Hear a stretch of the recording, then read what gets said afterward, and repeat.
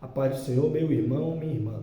Bom dia, aqui é o canal Via de Evangelismo, o irmão Ítalo aqui, e hoje Deus coloca no meu coração algo muito sério sobre o Evangelho de Cristo, né?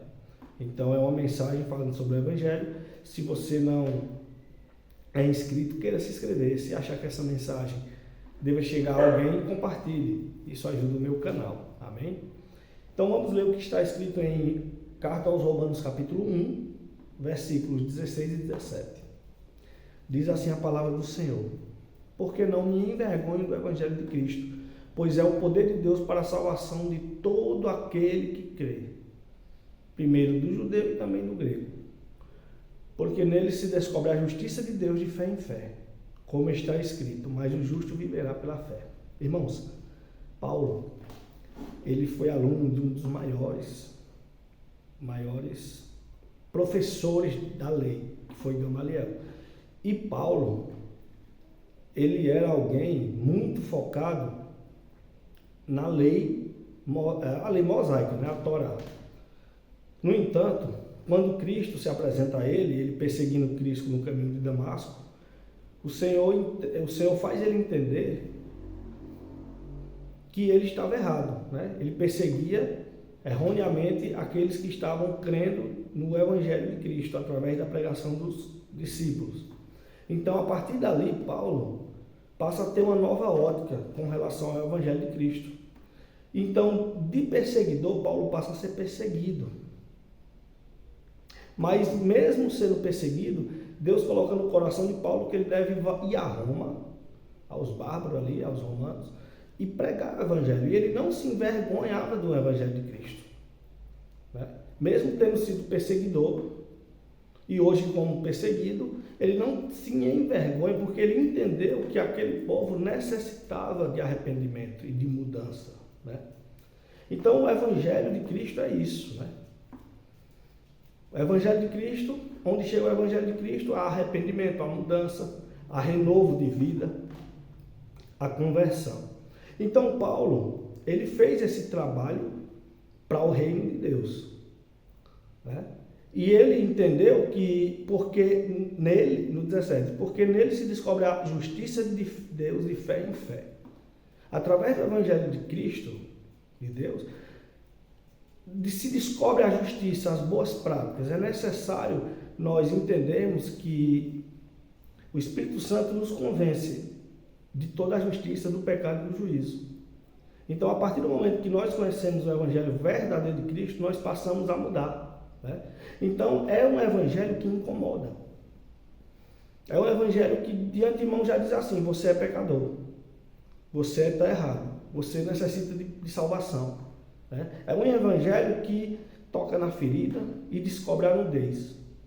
Então, é um Evangelho, meus irmãos, que, de certa forma, aquela pessoa que está condicionado a dogmas e tradições, mas não se vê como fazendo algo de errado, é um Evangelho que o incomodará, porque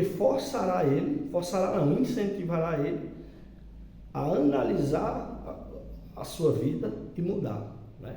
Então hoje, nós vemos um Evangelho assim, acontece muitas vezes, nós percebemos que existem pregações de evangelhos, uns evangelhos mornos, um evangelho que passa a mão no pecado, passa a mão na cabeça do pecado, não reprime as práticas mundanas, né? Por isso nós vemos hoje o secularismo entrando nos ministérios de louvor, o secularismo entrando nos ministérios, o feminismo entrando nos ministérios, né? Então, aquela pessoa que prega a verdade genuína do Evangelho, ela passa a ser coagida, coibida, porque muitas das vezes nós queremos, aquelas pessoas que não querem servir a Deus em verdade e em espírito, preferem que seja lhes pregado um Evangelho, como eu posso usar um termo aqui, um Evangelho que permite tudo, permissivo. E não, meus irmãos, onde existe o Evangelho de Cristo, a palavra de Deus, ele veio para mostrar que nós estamos errados, que nós precisamos mudar, nos converter, né? Eu fui convertido, né? Eu fui convertido dos meus pecados. Então, para mim hoje, não admito um evangelho que passe a mão nas práticas mundanas. Por que as pessoas e a sociedade tendem a fazer com que o crente se envergonhe de ser evangélico? Porque o evangélico não traz lucro para a boca de fumo, o evangélico não traz lucro para os inferninhos, o evangélico, o cristão, o crente, ele não traz lucro para os impérios de bebida, os impérios de cigarro, o evangelho não traz lucro para aquela prostituição da esquina, né? Então nós temos hoje todo um sistema que quer colocar os cristãos ali num canto de parede e fazer com que eles se envergonhem. Isso as escolas fazem assim, né? O sistema educacional, eles pregam algumas teorias que colocam a palavra de Deus de lado. As faculdades, as empresas, as leis. Nós temos leis hoje, meus irmãos, que querem que uma criança de 14 anos tenha o direito de escolher o seu sexo, né? Então, nós vivemos num sistema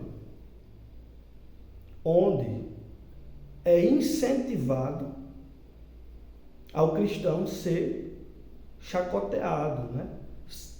Ser tido como esquisito, estranhos, né? Porque não querem acompanhar o cristão original, genuíno, que segue a palavra de Deus, que se converteu, mudou de caminho, assim como Paulo.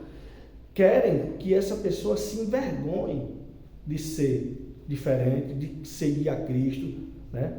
De ser um modelo um modelo cristão de pai, um modelo bíblico de esposa, né? Então é um sistema que desestimula o cristão a ser cristão. Então é aí onde você vai pegar como Paulo e dizer: não me envergonho do evangelho de Cristo. Eu não me envergonho de ser quem eu sou em Cristo. Eu não me envergonho de não usar droga. Eu não me envergonho de não prostituir. Eu não me envergonho de não adulterar. Eu não me envergonho de obedecer meu pai e minha mãe. Eu não me envergonho de usar roupas dignas e compostas, porque até existe um ditado: mas crente não existe roupa para crente. O crente, irmão, existe roupa decente. Então, assim, é um sistema que quer fazer com que você se envergonhe de quem você é em Deus, em Cristo. Então, que nessa manhã, meu irmão, você receba essa palavra. Em nome de Jesus, fico muito feliz de Deus ter colocado essa parte no meu coração. Vamos orar. Altíssimo, soberano e eterno Deus, querido Pai, nessa manhã, meu Deus, te agradeço, Senhor, por mais um dom da vida, da saúde e da perseverança em proclamar o teu evangelho. Pai, abençoa quem chegou a essa mensagem, que essa pessoa possa entender que o mundo e o príncipe desse mundo quer fazer com que nós nos desencorajemos de sermos cristãos, de servirmos a Deus, mas que nós nessa manhã vamos levantar mais nossa voz e clamar o sangue do Senhor, clamar e bradar o evangelho de Cristo. Meu Deus, que nós possamos ser sal na terra e luz no mundo.